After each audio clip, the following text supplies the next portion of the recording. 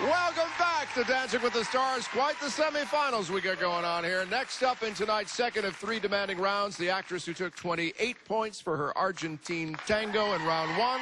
Here's a look at what makes her a strong competitor. Growing up in Scottsdale, Arizona, I felt very safe. There was a lot of room to just be a kid.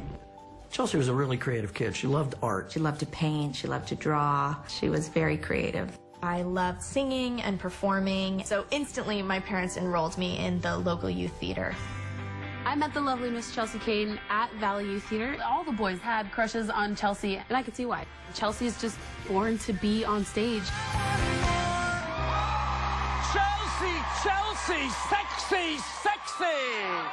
When I was 15, a manager from LA came to see me on the stage, and he approached me and said, "I can make you a star."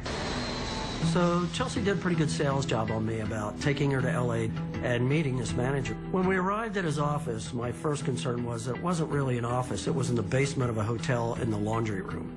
So red flag went up immediately. It was just a scam.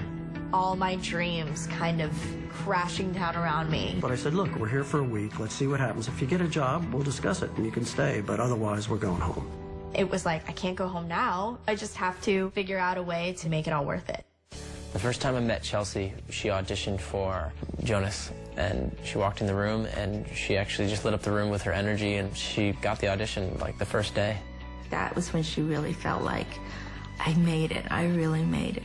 I started auditioning for bigger roles. You got the job? Yeah, I totally nailed the audition.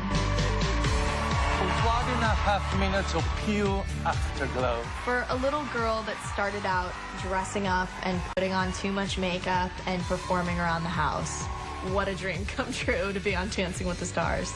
I'm not surprised at all that Chelsea has made it to the semifinals, and she's doing such a great job, and I think this is just the beginning.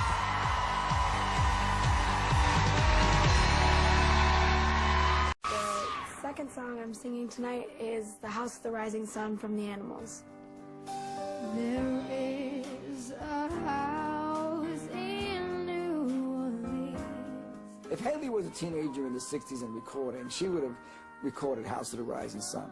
It's straight out of her book.